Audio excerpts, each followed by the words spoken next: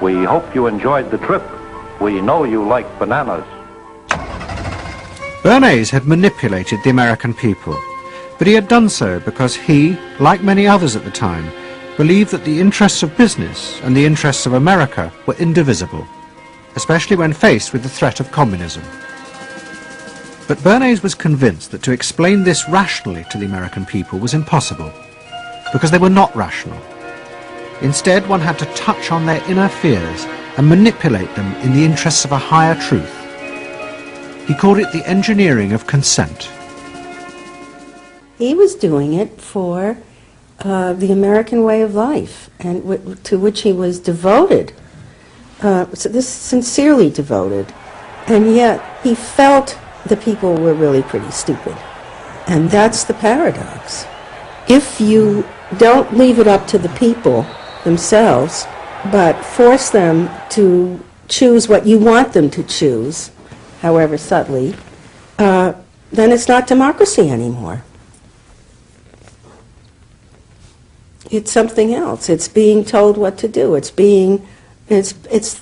that old authoritarian thing.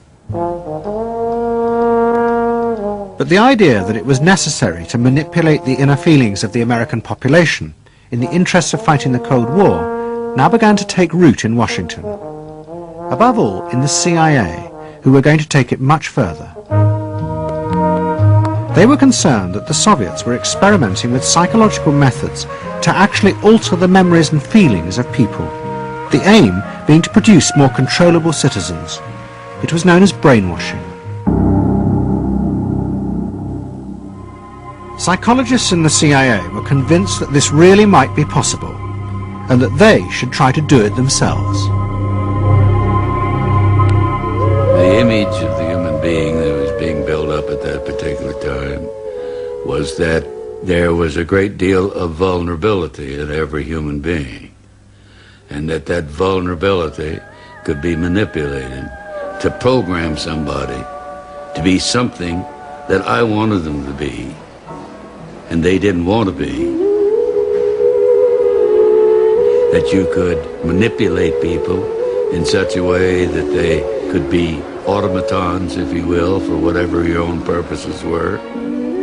This was the image that people thought was possible. In the late 50s, the CIA poured millions of dollars into the psychology departments of universities across America.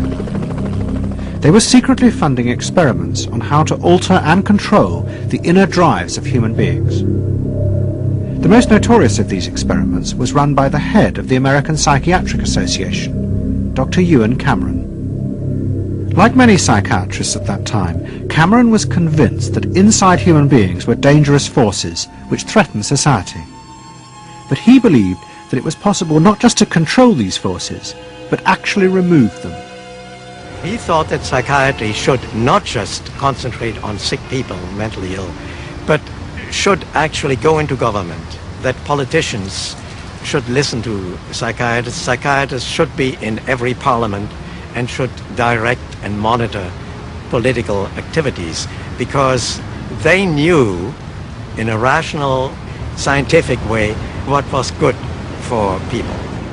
Cameron had set up a clinic in a hospital in Montreal called the Allen Memorial. It is now long since closed down. Cameron took patients who suffered a wide range of mental problems. His theory was that these resulted from forgotten or repressed memories. But he was impatient with the idea of using psychotherapy to uncover them. Instead, he would simply wipe them. Cameron used drugs, including LSD, and the technique of ECT, electroconvulsive therapy. It was conventionally used at that time to relieve depression. But Cameron was going to use it in a new way, to produce new people.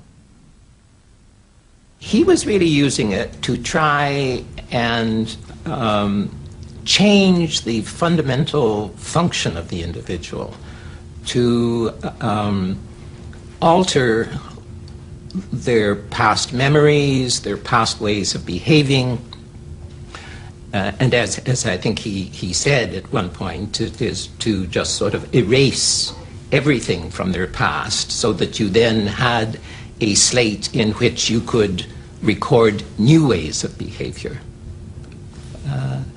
And so he used massive doses of shock, people receiving several shocks a day, and over a course of time, hundreds of ECT treatments, so that they were just reduced to a sort of a very primitive vegetable state. I don't remember what happened to me. I was introduced to Dr. Cameron, and I don't remember Dr. Cameron at all. I don't remember any of that. They shipped me up to what they called the sleep room, and they gave me all of these electroconvulsive shock treatments and megadoses of drugs and LSD and all of that, and I have no memory of any of that. Nothing of that time of the Allen Memorial or any of my life previous to that. All gone. Wiped. And then having depatterned somebody or brought them down to where basically nothing but the essential functions of the body were going on in terms of breathing and things of this nature. Then he would begin to feed material into these individuals, positive material, such that the brain would be programmed in a positive way, so that the individual would be completely altered. Then he put these tapes under our pillows called psychic driving. He would then put back into this empty brain a program of whatever sort he decided upon, and the people like myself would wake up another person, I guess. In fact, Cameron's experiments were a complete disaster. All he managed to produce were dozens of individuals with memory loss, and the ability to repeat the phrase, "I am at ease with myself."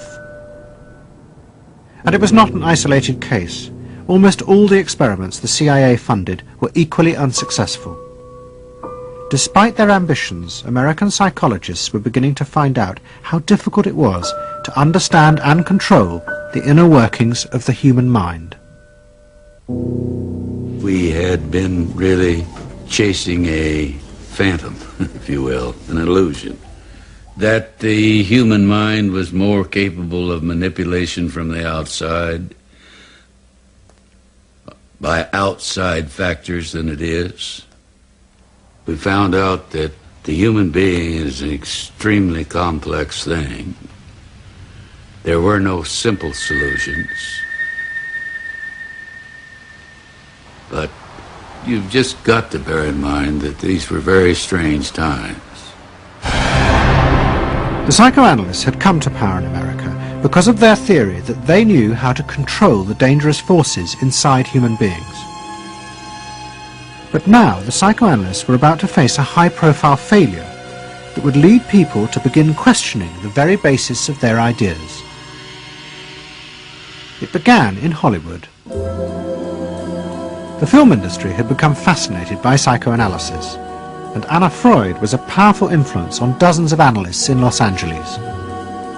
They treated film stars, directors, and studio bosses. Anna Freud's closest friend was the most sought after of all, Ralph Greenson. And in 1960, the most famous star in the world turned to Greenson for help. Marilyn Monroe was suffering from despair and had become addicted to alcohol and drugs. Well, when I walked in to dinner, here was Marilyn Monroe. And I'd made a picture with her called All About Eve. This is dinner at Ralph Greenson's. Yes. And the only thing was that Ralph was trying to show her, Romy, I never called him Ralph in my life, Romy was trying to show her that the way a family life ought really to be.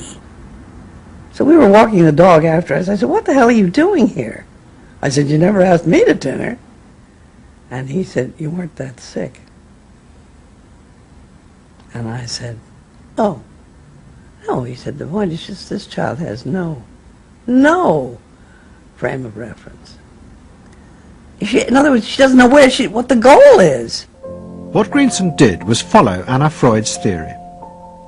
If Marilyn Monroe could be taught to conform to what society considered a normal pattern of life, that would help her ego control her inner destructive urges.